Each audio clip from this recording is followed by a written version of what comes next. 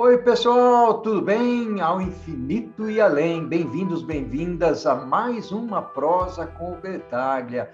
Prosa fantástica. Nós temos trazido aqui algumas pessoas do bem para disseminar o conhecimento e compartilhar as suas experiências. E hoje nós vamos falar sobre um tema fantástico que tem sido muito procurado na prosa com Bertaglia, que é Seja um líder protagonista. Recentemente eu li um artigo de Joseph Tepperman. A relação com o trabalho nos remete a sacrifício, punição e sofrimento. Essa é a história que ele contou no artigo. Contudo, o conceito de trabalho tem sofrido mudanças ao longo do tempo e, como resultado, isso também afeta os colaboradores, bem como as lideranças. E é interessante, pois a atuação de líderes vai muito além da eficiência.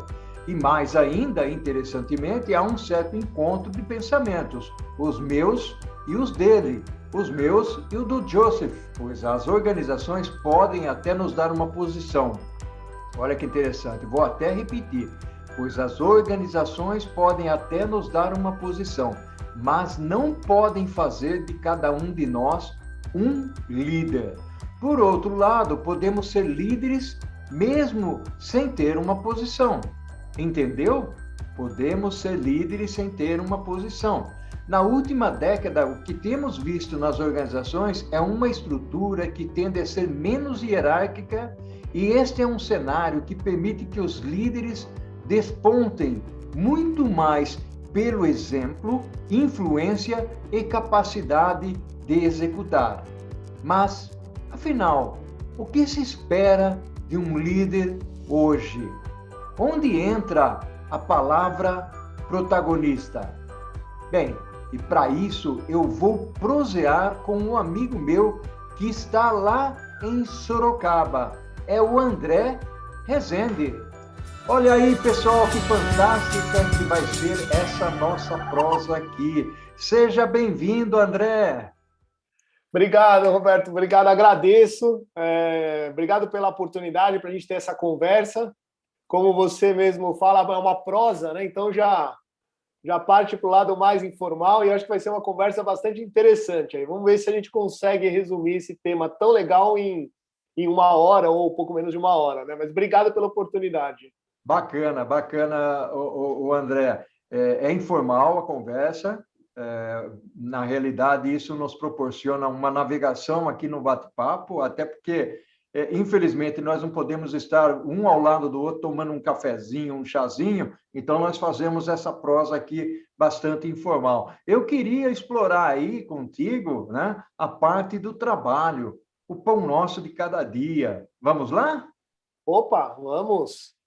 Vamos. Trabalho é uma. Eu ouvia você lendo o texto do Joseph, né? Eu li o livro dele, inclusive, o Anticarreira, e é um livro bem interessante também. E uma das coisas que eu acho muito interessante sobre o trabalho é justamente o que ele fala aqui, que a gente às vezes tem uma relação com o trabalho bastante árdua, né? Bastante desafiadora nos dias de hoje, porque o trabalho é uma palavra muito pesada, que ela veio lá da escravidão, ela veio do tripalho, tortura, né? E quando a gente trabalha com o objetivo só de ganhar o pão de cada dia, ou seja, a gente ir para o trabalho, receber o salário, vou fazer uma analogia aqui, passar na padaria, comprar o pão e ir para casa, isso fica muito pequeno, né? E a gente acaba perdendo uma grande oportunidade de não apenas enxergar o trabalho como um ganha-pão, mas enxergar o trabalho, que é um dos pilares que eu chamo até no meu livro Pilares para uma Vida Plena, é chamar o trabalho de ocupação. Aquilo que nos ocupa, aquilo que nos faz se desenvolver como pessoa, como profissional, que é um dos pilares que a gente tem, e colocar justamente esse pão nosso de cada dia como segundo plano, como recompensa e como consequência de um trabalho bem feito, né? E no mundo material que a gente vive hoje é muito interessante porque fiquei 25 anos no mundo corporativo, eu vi muita gente trabalhando pelo pão do dia a dia, ou pelo carro do ano, ou pela troca da casa, ou pela fazenda ou pela casa da praia, e isso nos faz ficar escravos do mundo material. E aí volta lá para a origem do trabalho, tripalho e tortura, e aí você enxerga o trabalho como uma tortura mesmo, né? Olha que bacana essas coisas que você trouxe aí. Eu queria que você, antes da gente mover um pouquinho para frente, aqui tem uma curiosidade interessante. Eu estou vendo ali no seu armário alguns livros, né? E você acabou de mencionar que você escreveu um livro. Fala um pouquinho desses livros que você escreveu, o André, para depois nós navegarmos um pouco mais nesse contexto do trabalho, de que ele deve ser uma fonte de prazer, que é algo que você trata, inclusive, nos cursos e nos livros que você escreveu. Estou correto? Corretíssimo, tá certo, é isso mesmo. Na verdade, eu tive essa ideia de... Eu fiquei muitos anos no mundo corporativo, trabalhando na área financeira, e em 2017 eu resolvi mudar a minha vida, tirar um tempo, né? Tirar um tempo de um sabático mesmo, né? Isso entrou em moda, até eu acabei assumindo essa moda e fui fazer a caminhada de Santiago de Compostela. E aí, nessa caminhada, eu comecei a pensar muito sobre minha vida profissional, principalmente. Eu já estava como diretor financeiro, e eu acabei vendo uma frase lá no caminho, eu li uma frase no mural, que dizia o seguinte, que se todos os líderes fizessem o caminho de Santiago de Compostela, a gente teria paz mundial. E nesse momento foi um clique, assim, foi a chave de virada. Falei, bom, eu vou fazer alguma coisa diferente da minha vida, e aí eu resolvi me dedicar para o tema liderança. Então, eu acabei fazendo outro curso de pós-graduação, defendi agora a tese de psicologia, acabei pegando todo o histórico que eu tinha de treinamentos de multinacionais de liderança e acabei escrevendo esse livro aqui, que está aqui em cima, que chama O Caminho da Liderança, onde eu narro, né, essa história do Caminho de Santiago e faço um paralelo com a vida corporativa. Então, é muito interessante esse livro, porque ele engloba a cultura da caminhada de Santiago, ele engloba a viagem e também reflexões da liderança. Aí eu escrevi, esse foi o primeiro livro. Escrevi o segundo livro, que chama Pilares para uma Vida Plena. Eu acredito, né, que o ser humano ele é composto por 4 pilares, que é ele com ele mesmo, os relacionamentos, a ocupação, que aí eu troco a palavra trabalho, eu chamo de ocupação, e o lado transcendente, nada religioso, mas sim um lado mais espiritual, algo além do nosso plano terrestre aqui. E escrevi o terceiro livro, que chama Liderança 4.1. É um livro um pouco mais robusto, é um livro de quase 400 páginas, que eu trato de temas da liderança, né? Temas que a liderança precisa ter para estar à frente do mundo 4.0. Então, por isso que chama Liderança 4.1. Então, é à frente do mundo 4.0. Porque, no final, essa revolução tecnológica, essa revolução da informação que a gente está vivendo hoje, essas mudanças do mundo, elas são causadas por alguém, né? E esses alguém, porque ninguém faz nada sozinho, o computador não faz nada sozinho, então precisa alguém puxar essas mudanças. E aí o líder 4.1 é aquele que está à frente desse mundo 4.0. Olha que bacana, e é interessante porque, na verdade, você saiu do mundo corporativo, você estudou, você escreveu, eu também tenho livros e eu sei, assim como você pensa, eu também penso igual, ou seja, quando você escreve, você organiza as ideias. Além de você comunicar de uma maneira mais didática, você acaba organizando as suas ideias. Mas você também é um empreendedor. Eu queria que você falasse, não é para a gente falar desse assunto hoje, o objetivo é outro, mas não dá para deixar de explorar esse lado, até para trazer um pouco mais de convicção para as pessoas que assistem aqui a Prosa com Bertaglia. Você tem uma startup. Fala um pouquinho dessa startup, André. Essa startup ela é uma startup ligada à alimentação e ela é um canal de comida artesanal, então eu poderia chamar ele de um marketplace de comida artesanal. Então ele é um canal feito para todas aquelas pessoas que vendem uma determinada comida artesanal para que possam oferecer essas comidas através desse canal. E aí esse canal ele abrange desde pessoa que faz bolo de aniversário em casa ou faz aquele bolo da tarde, salgados, doces para festa, vai até serviços, por exemplo, contratação de serviços de churrasqueiro, se você quer comemorar um aniversário, às vezes vai buscar um churrasqueiro, hoje você não tem um canal para buscar esse profissional. Buffets, E cabe até feiras, por exemplo, o feirante pode oferecer o produto dele dentro do nosso aplicativo, um empório. Então, ele é focado para comida artesanal, tudo aquilo que foge dos aplicativos de delivery que tem no mercado hoje. Olha só que bacana. Obrigado aí, o André. É legal, não fazia parte aqui da nossa ideia aqui de informalmente conversar sobre o assunto, mas eu te provoquei aí. Eu gostaria, André, que você desse uma passeada rápida aqui nesse primeiro tópico sobre o trabalho que você chama de ocupação, mas no sentido de trazer aí realização, trazer prazer, e também ser divertido, né? Como é que você enxerga isso?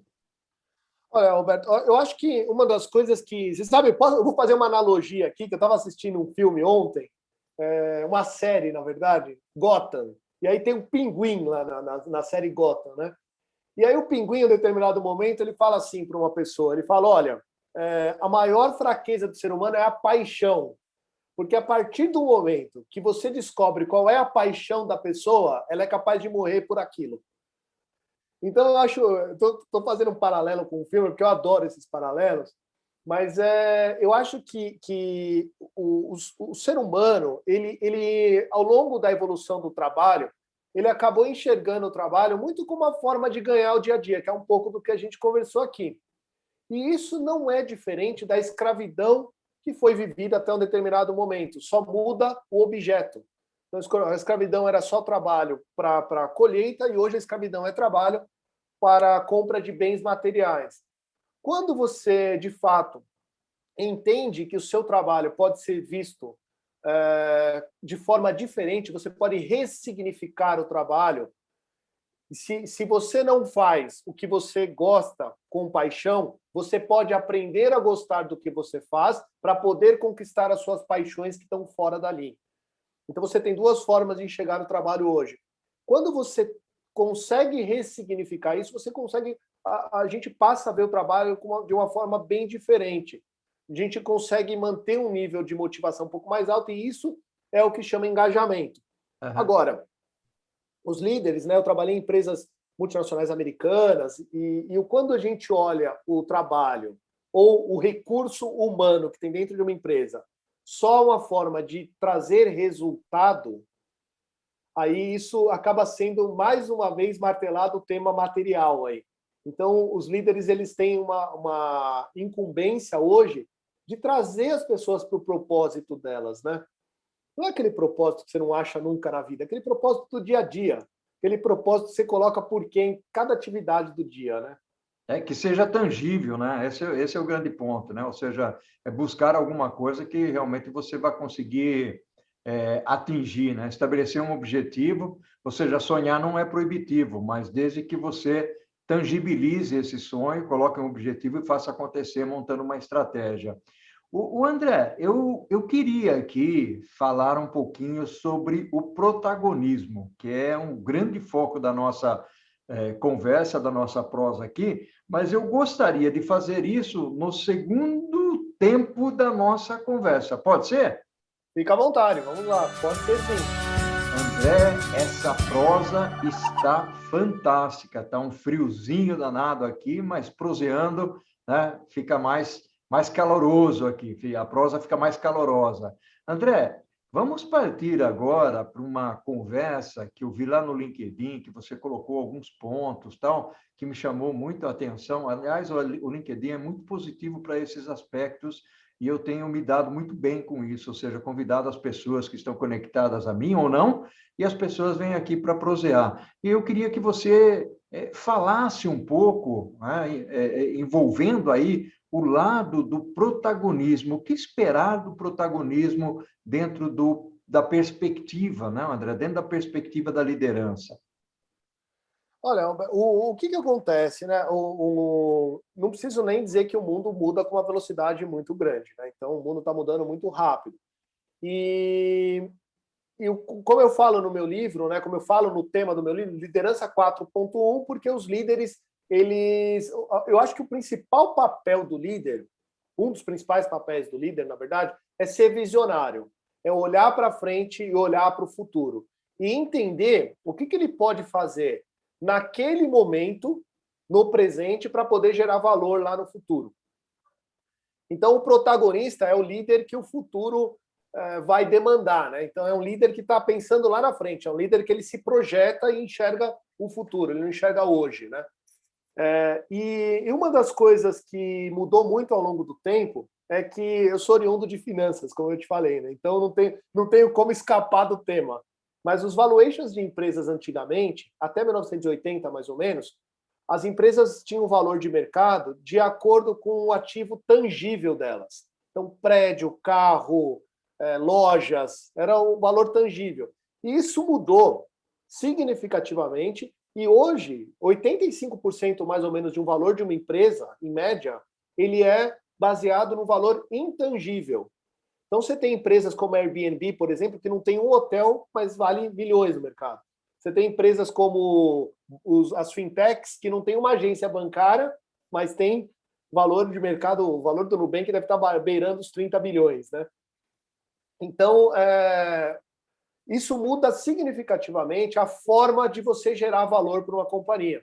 Então, você gera valor através de ideias, não mais através de bens tangíveis. Então, as ideias são valiosas para as companhias. E, obviamente, que isso muda a forma de liderar, porque um líder protagonista ele tem que extrair as ideias das pessoas, porque só as ideias dele não valem muita coisa, não gera diversidade, né? E não só extrair as ideias, mas também colocar as ideias em prática, porque ideia não vale nada, né?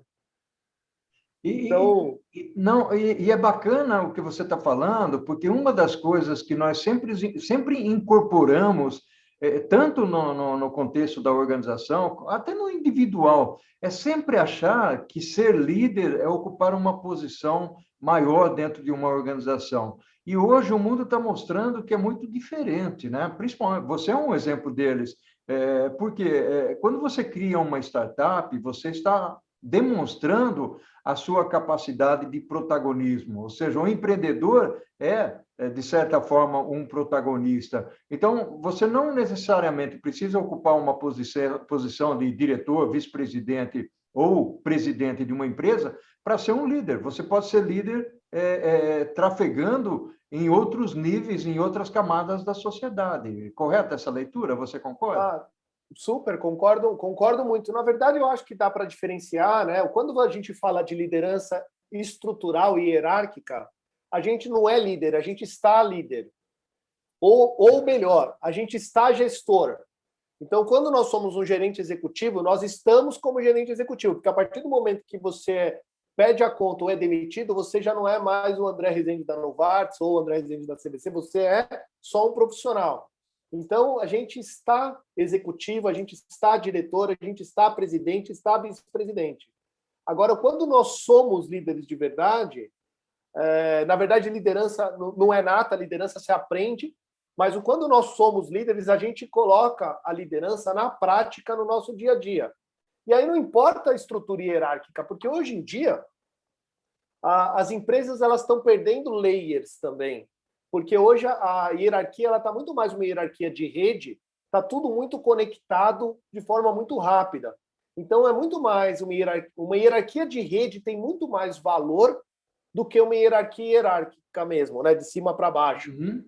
E isso está sendo discutido pelos mais altos órgãos aí de estudos. O MIT, por exemplo, ele já está questionando a palavra liderança em si.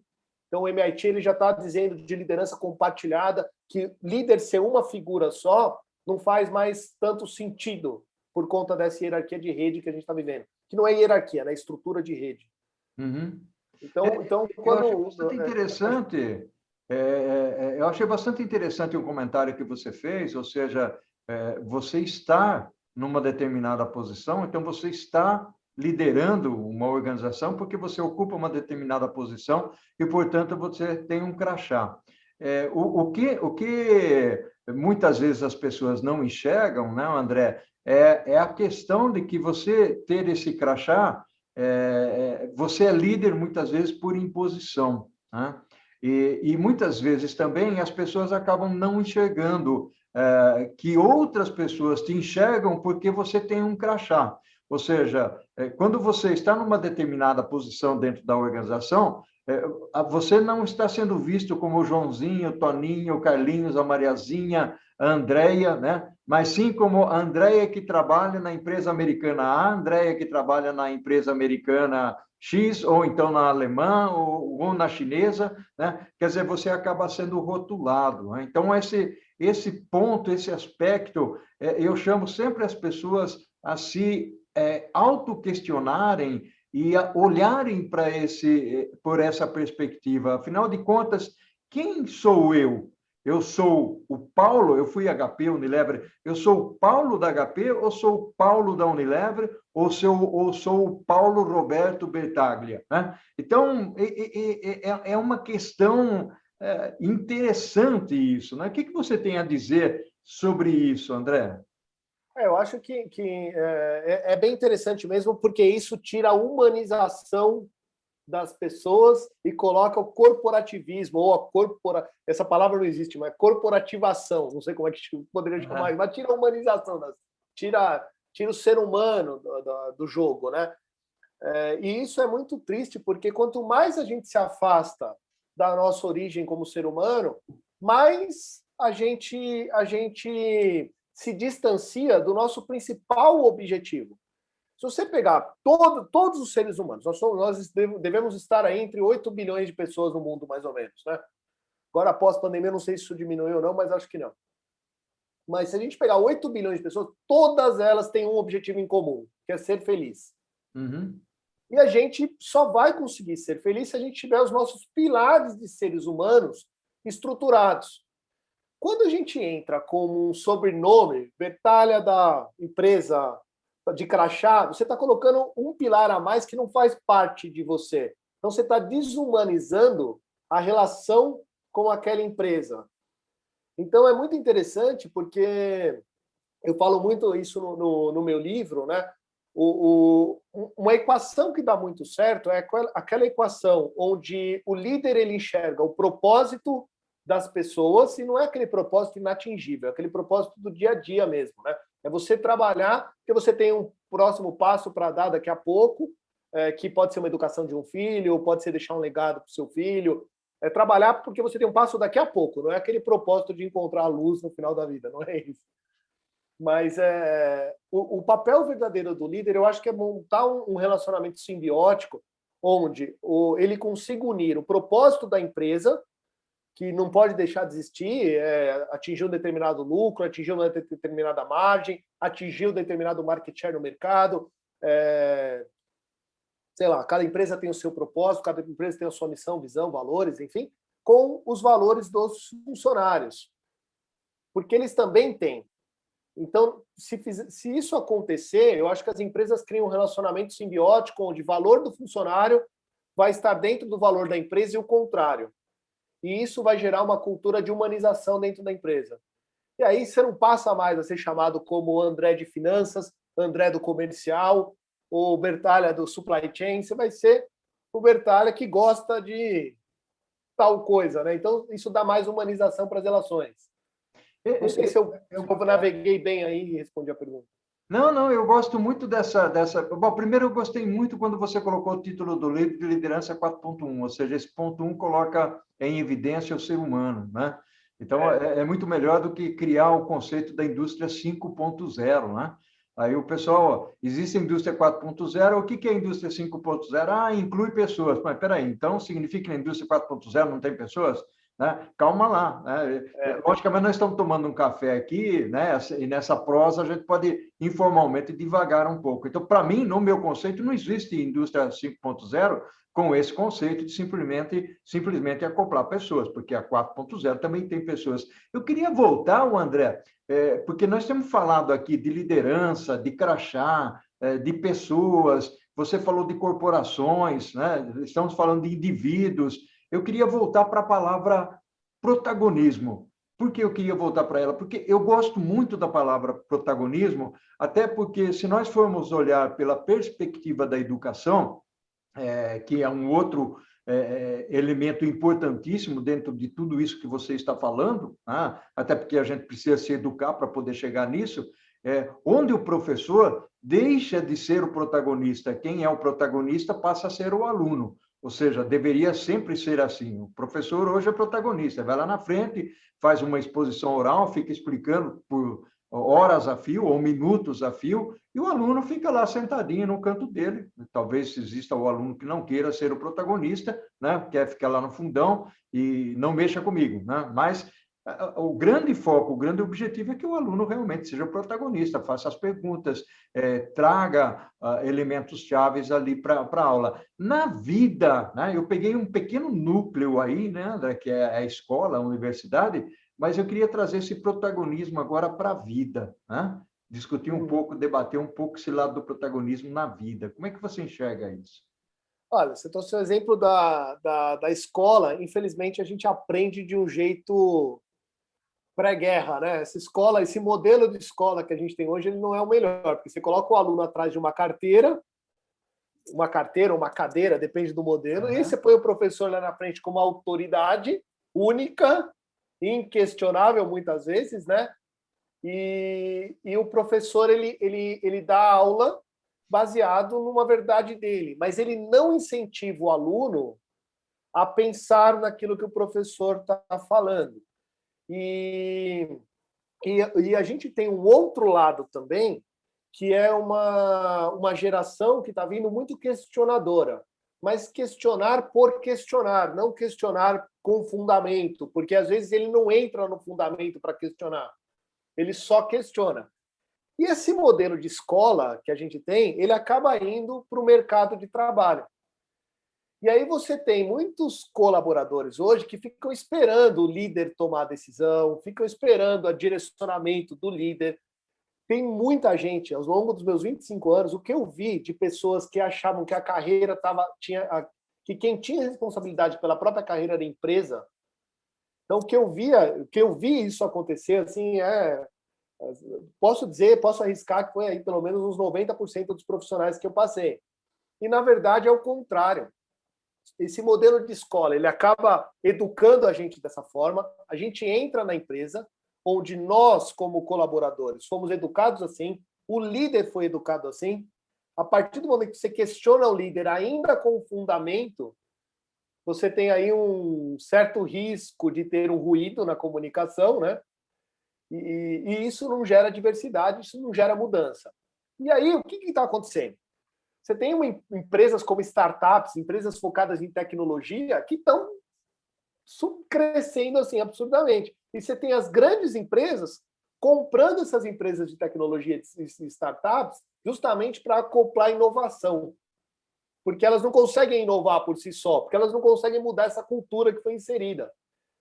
E todo esse cenário faz uma ausência de pessoas protagonistas. E aí você tem uma concentração de pessoas que são protagonistas, que estão criando o futuro, e automaticamente você tem também uma concentração de riqueza, uma concentração de...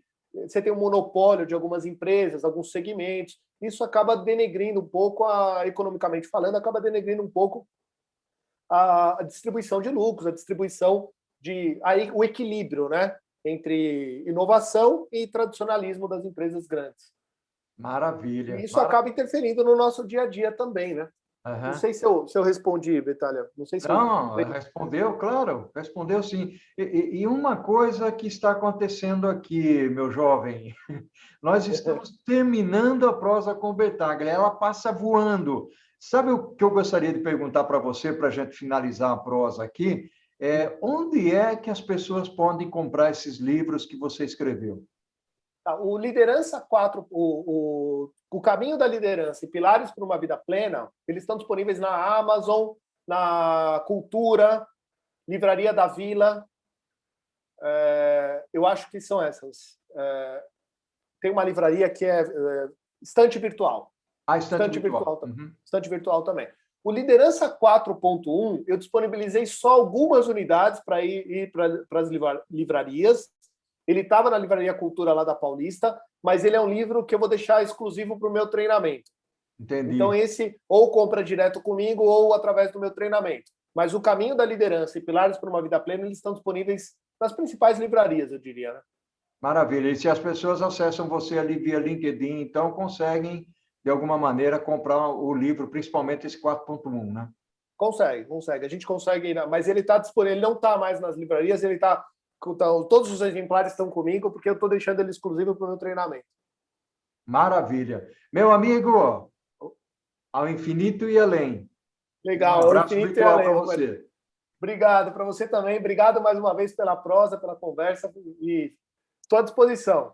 André, foi fantástico, meu amigo. Nós vamos fazer uma outra prosa, e aí uma prosa falando da sua startup, inclusive. Né? Nós vamos pensar Tá nisso. bom. Tá bom? Como você quiser. Tá bom, estou à disposição. Espero que você tenha gostado aí. Eu adorei como prosa, foi fantástico. Eu tenho certeza que as pessoas que nos acompanham aqui vão aproveitar dessa sua experiência, dessa sua jovialidade, vamos dizer assim, e a forma como você se comunica. Muito bacana, tá bom? Legal, que bom. Fica à vontade, você pode contar comigo aí. Muito obrigado primeiro por essa conversa, obrigado por ter aceito o convite, obrigado pela oportunidade e se eu puder contribuir de alguma forma, fica à vontade para contar comigo, Roberto. Maravilha. Um Não abraço. sei se é Paulo, Roberto ou Bertalha, daí você me fala como é que você quer que eu te chame. É Paulo, é Roberto, é Bertaglia, é Paulo Roberto, tranquilo. É Berta, tem gente que me chama de Berta também, ok? Um abração, meu amigo. Obrigado, um abraço. Até mais.